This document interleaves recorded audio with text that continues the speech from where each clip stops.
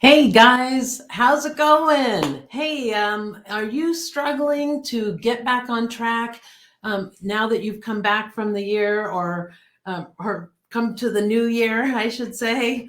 Or are you struggling to really take your business seriously and get it off the ground?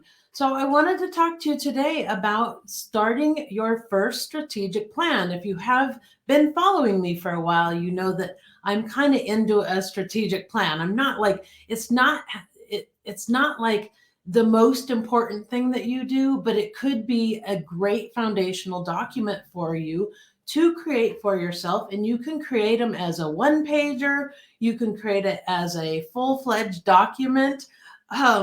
But here's the thing is you don't have to make it super official, right? You don't have to make it super formal. You can just go through the basics of what a strategic plan is. It's got the basic things like what your mission is, what your goals are, who you serve, why you serve them, and what your values are, what your culture is like for your business. So it has all of those things, all of those elements that embody what your business is about.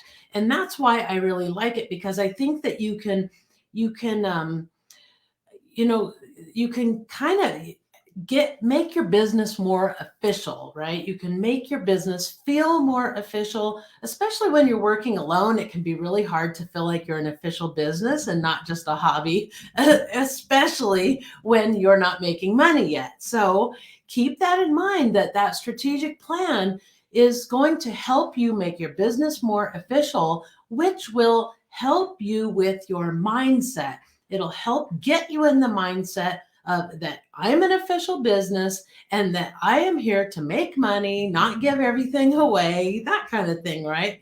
And not just that, but it helps you to stay focused on the goals of your business.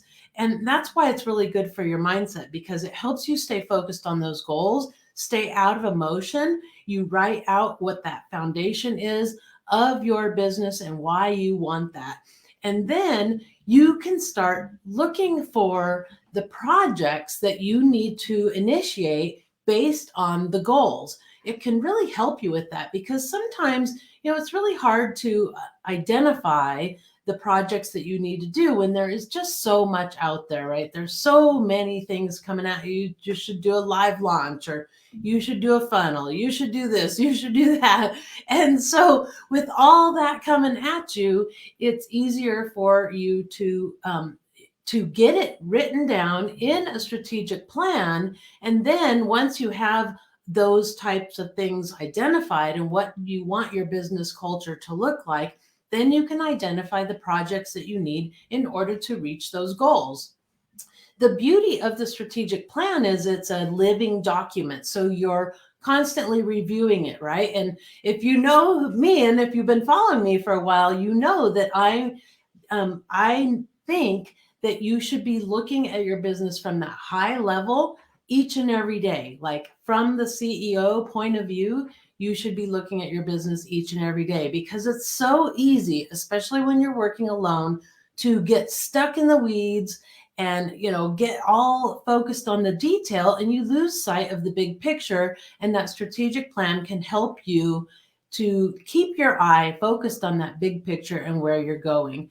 So the beauty of it is, because you review it each and every year, or more often than that, then you can start managing your progress, right? You manage your progress because you're looking at the projects that you need to do. And as you review that, you're checking off the projects that you've done, you're adding more projects for the next year, and you just keep evolving that document each and every year. And it becomes that living kind of a foundational document for your business. It is your official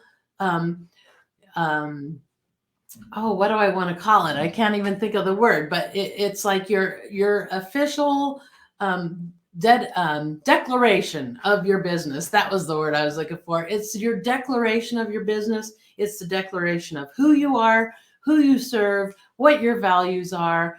what your strengths are, your weaknesses, so you can identify all of those things. But here's the thing. Even though you're not a big business, doesn't mean you don't need to have a strategic plan, but you don't have to make it super formal. You can simply, write it for yourself. Don't wordsmith it. Just write out your thoughts, write what you think you want to have as your values and as your goals and all of those things. And then as you get as your business grows and you start having a team, you can make it more and more official so that they understand what your strategic plan is and your team understands where you're going, why you're going there, and what it is you plan to do and how you plan to do it. Okay. So make sure you're looking at that strategic plan. I'll be sending out, if you're on my email list, I'll be sending out a copy of or I'll be sending out a form so you can get a strategic plan if you'd like to from me. And I have a whole course so you can really formalize it if you want to, because, the thing is, the more formal you get, the more you take it seriously, right? And so you want to be formalizing as much as you need to, And that's the thing about Scrum, is people think that just because you're using Scrum, it doesn't mean that you don't have documentation. And that really isn't true. You only need to have the documentation that is necessary. And that documentation could be like something you drew on the whiteboard and you took a picture of it and uploaded it. That could be your document. It doesn't have to be so official. It just has to be meaningful for you. And sometimes getting a little bit more formal by creating a strategic plan, creating project plans, those kinds of things can really help you. So if you're struggling, getting a little bit more formal might help you get more focused so that you can get your work done. All right, you guys, I hope that helps. Sorry I was a little disjointed today. I will try to be better tomorrow. Next week. Okay. All right. Bye.